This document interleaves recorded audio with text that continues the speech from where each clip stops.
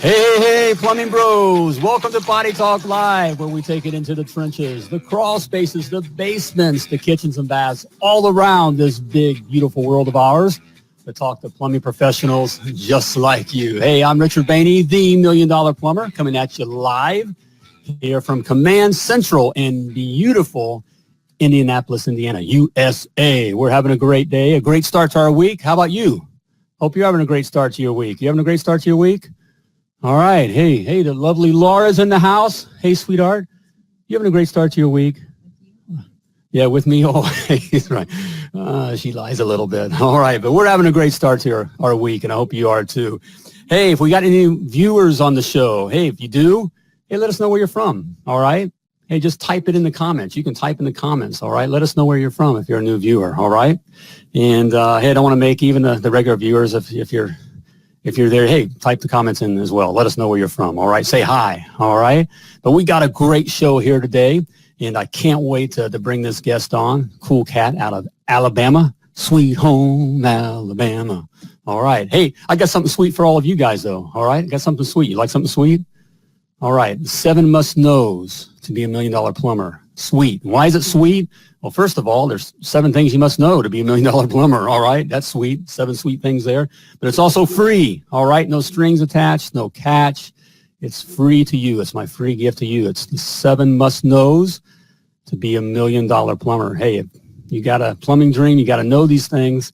If you have a plumbing business dream, or quite frankly, you will fail. All right. Hey, I'm just being honest. All right. 7 must-knows to be $1 Million Plumber. Just type free in the comments, FREE. And I'll get that right out to you. All right, let's get our special guest on. Hey, we have Mike Wells. Mr. Mike Wells, owner of MD Wells Plumbing Service out of Crane Hill, Alabama. Mr. Wells, how you doing, brother? Doing great, Richard. How you doing, bro? Hey, we're doing great. Are you ready to rock Potty Talk Live tonight? Yes, you are. Yes, you are. You bring it. Alabama brings it, man. So, hey, before we get into the plumbing side of things, in a couple sentences, why don't you tell us a little bit about yourself? I'm a 45-year-old master plumber, father of 4 daughters. That's why I got all the gray hair. What hair I do have left. Happily married to a beautiful, run a pretty successful business. I'm just high on life, brother, high on life. There we go. Sounds great. I can relate, brother. It sounds good. All right, man. Well, you got the family thing going. Well, let's get into plumbing here. How did you get started in plumbing? Well, I'm actually a 3rd-generation plumber. Grandfather started the business. My father took, and then along came me. And growing up, I was kind of like, I want to go be a Sparky. That's what I want to do. While I helped my dad's business, I actually studied electronics, and got a scholarship, and hey, that's what I wanted to do. And all of a sudden it was just like, wait a minute, I'm not real good at this, but I'm real good at what I've been doing my whole life.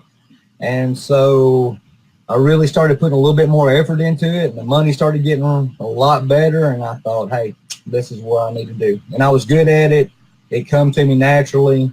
And of course, when you've got a teacher 24/7, it really makes things a lot simpler than $8 a day. It's right there. So of all those things, of all the plumbing things, what's your expertise? What's your thing? My expertise is actually going into 100-year-old houses, tearing out what we used to use back in the day, putting in modern fixtures, modern piping, and what have you, without trying to really change the structure, the quality, the time era, trying to adapt. That's what I really enjoy doing. Okay, with doing something like that, what is something that the rest of us plumbers should know that we don't know with dealing with that kind of plumbing? That no matter how good you are, and no matter how many times you may say, I've seen it all, you're going to see something different. You're going to have questions. you're going to have to figure out stuff on your own. I mean, it's not going to just be natural. You're going to have to actually sit there, think about it, construct it, put it together. I mean, you know, I've done it a lot, but hey, I still take advice from anybody. You'll never hear me say I know every, I know every aspect of the business. Right, exactly. So, you know, just like I said, taking today's materials, the way we do today's codes, because even though you're restoring a 100-year-old house, your city inspectors know they want it by today's standard, not by 100-year-ago standards. So you have to make some adaptations. You have to give and so forth. So it's a little challenging. I guess that's the best thing. It's challenging. So I hear in there, yeah, that it's not just a challenge of the materials, but maybe a little bit of politicking there. I mean, you're dealing with inspectors. I mean, we all love or not love dealing with inspector, but you gotta work with the inspector to get it done. Right, the inspectors, the historical societies, because Lord knows we don't want to change one thing that may throw this structure, you know, out of its time period. So, I mean, you know, this is just a lot more than just your average going in, roughing in your house, or going in, cutting out, you know, pipe, replacing it, and going to the house. A little bit more different. Exactly. Hey, along the same kind of lines of the inspector, you know, we got a lot of young guns, you know, that are, and which is good. You know, it's good for our trade here. But what is, give them a little piece of advice of dealing with inspectors. You know, you've been around the block. You're a master plumber. Throw them a nugget of gold. Well, the best thing, if you're in doubt, is to sit there, be polite as you can, but act like that you're so ignorant, like you have no idea what you need to do. Ask them how they want it.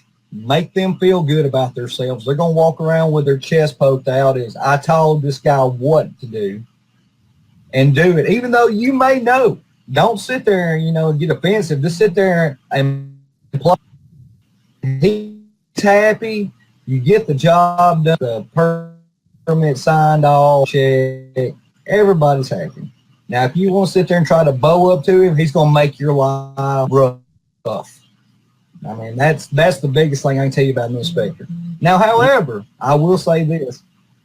Being a more experienced plumber, being in the field, now if I find an inspector who, in my opinion, is wrong, now I will challenge him, but not for the young guns. Young guns never do that, because you can make an enemy right out the gate.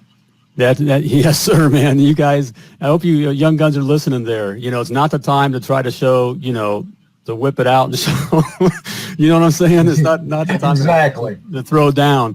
Now, when you get a little older, you get more experience, and they're used to you. You know, you've earned your stripes. You know, you can push back a little bit.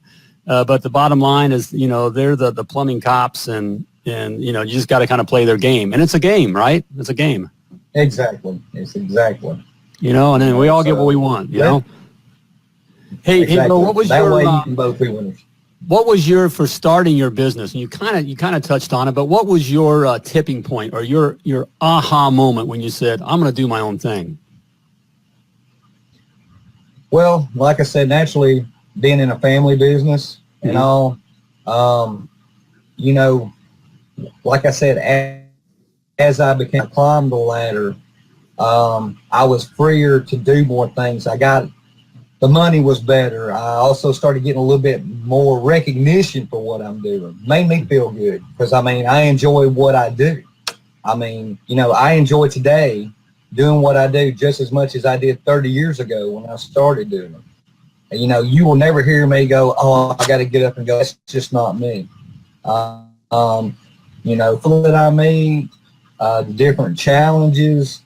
I mean, yeah, do we have headaches? Absolutely. Anybody that owns a business especially is going to have their headaches in this industry. Lucrative. It has done me well.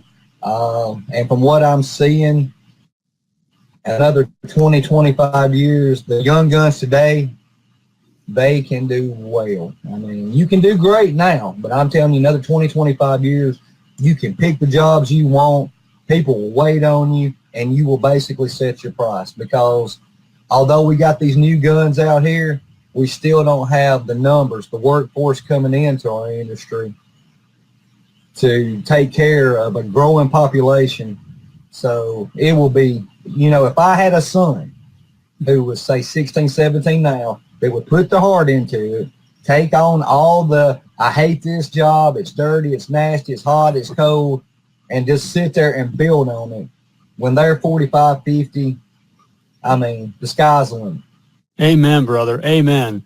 And I hope you guys are listening here, man. We got, by the way, we have a master plumber, Mr. Mike Wells, owner of MD Wells Plumbing Service out of Crane Hill, Alabama, with us. And, man, he is throwing down some nuggets of gold here.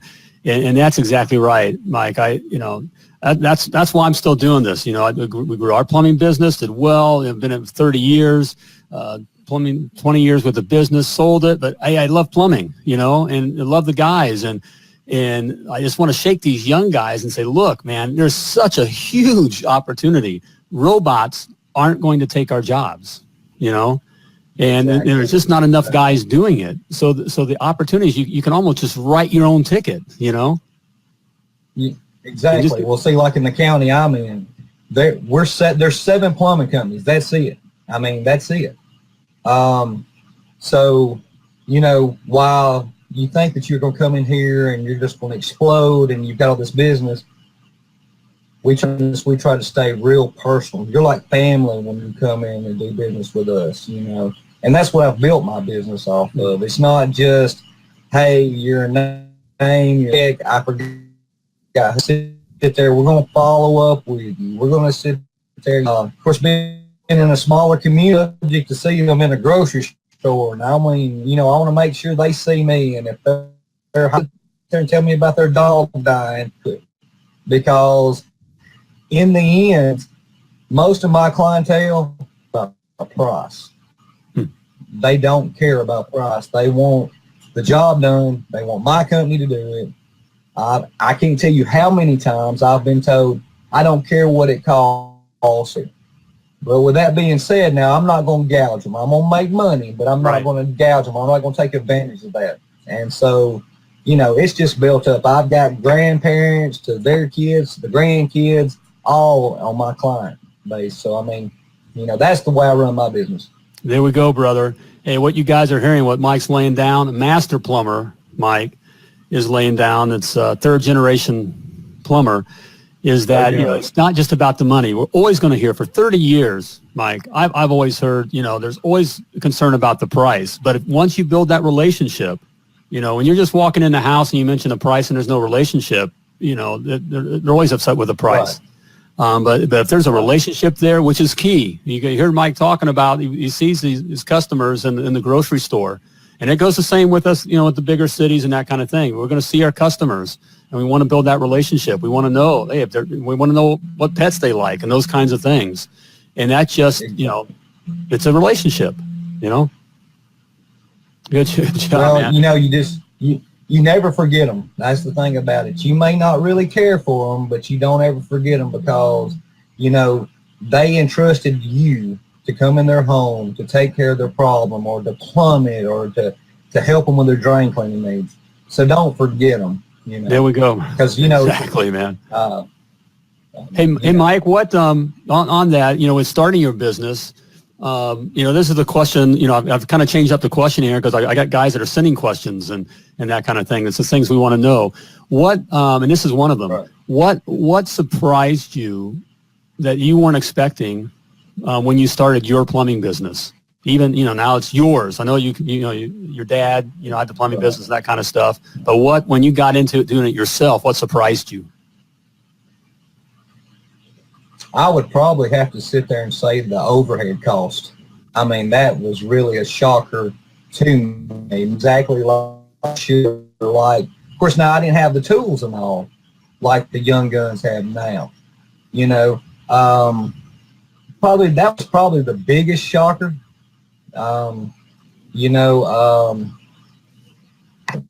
Having to accept that one customer I can't satisfy. Now that was something else too. And, it was a family business, and if somebody wasn't happy, I had somebody else for them to talk to. Mm-hmm. And now if you run across that one that's not happy now, there's nobody else to talk to. Right, you're the man. I've got to deal with them. That's I'm the man. The good, the bad, the ugly. So, I mean, that was kind of, something I get used to, because I used to just, we all have had it to where we've had that one customer, we could not satisfy them if we done a superior job and paid them to do the job. Right. There's just no way we could satisfy them.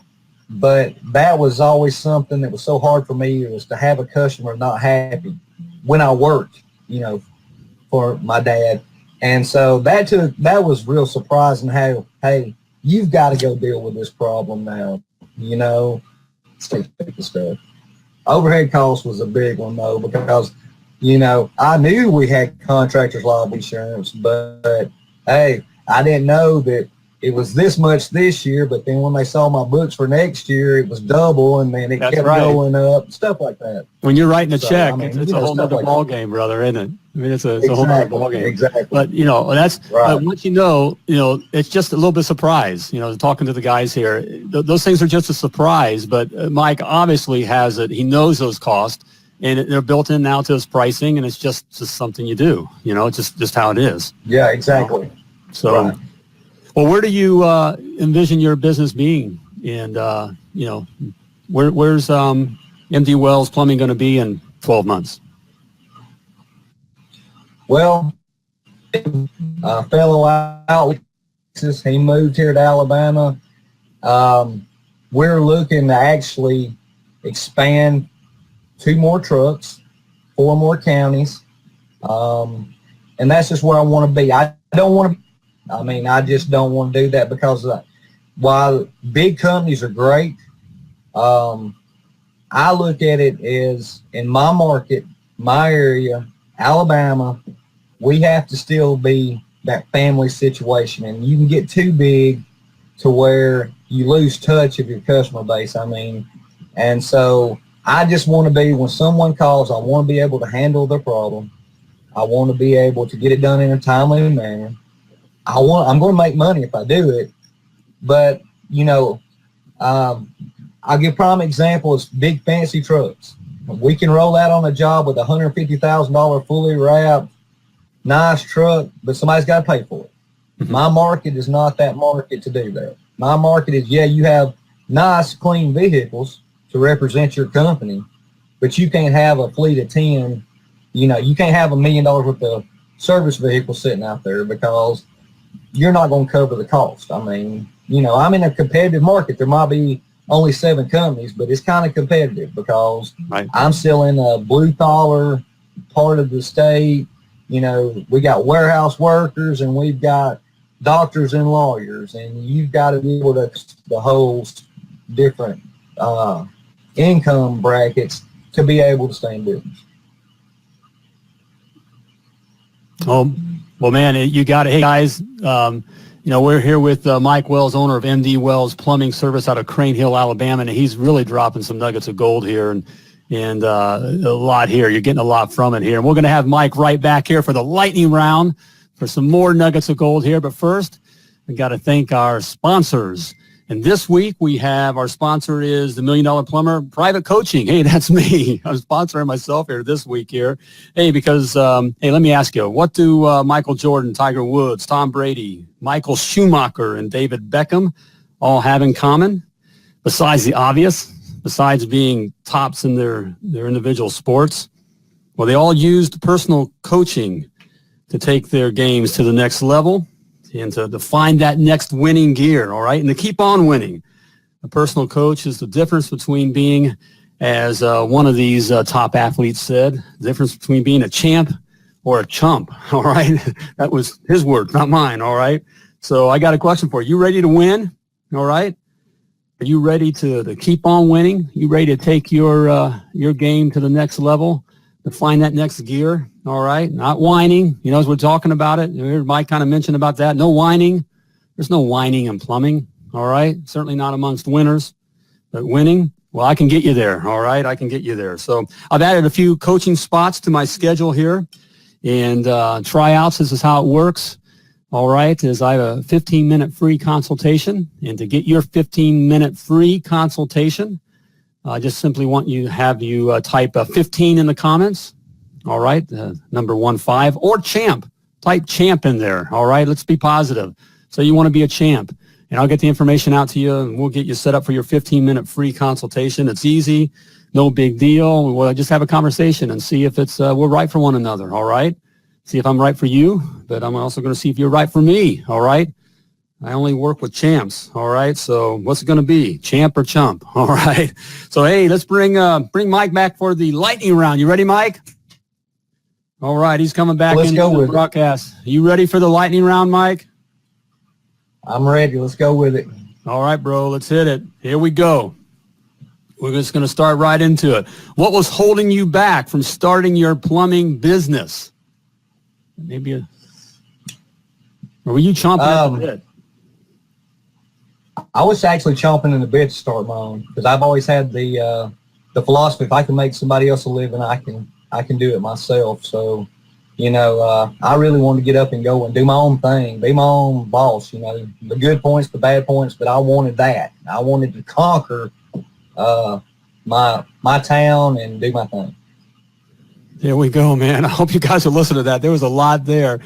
I tell you, if he was scared, he wasn't showing it, man. He just got in the ring. There we go. Hey, here we go. Another one, Mike. Share a personal habit that gets your day, that sets up your day for success.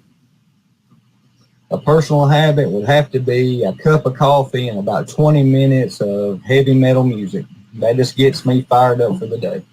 There we go. So that's every morning. Yeah. Headbanging music. There we go. Metallica. I'm all about it. There we go, brother. All right. It sets you up, getting it right.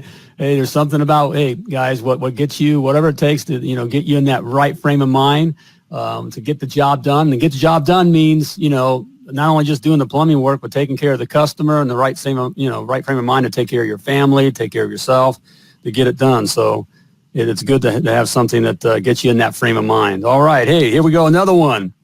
Outside of a paycheck, Mike, what was the best thing that a plumbing company that you worked for had ever done for you? Outside of a paycheck, probably pushed me to be better. And that's from working with my father, having to try to figure out why I'm sitting there with a pick and shovel digging when there's a backhoe sitting beside me. Because, back then it was backhoes. Now everybody's got excavators. And right. So being pushed, why I was mad at the world at that point in time, when I sit back and reflect on all that, it was just being pushed to be better. I mean, that was the best thing, because it took me climbing that ladder, being pushed to be the master plumber, to own my business. Because in Alabama, if you've got to have a master plumber on the books or you don't own a business. So, that was the best part, just pushing me to be better. There we go. Ain't that so?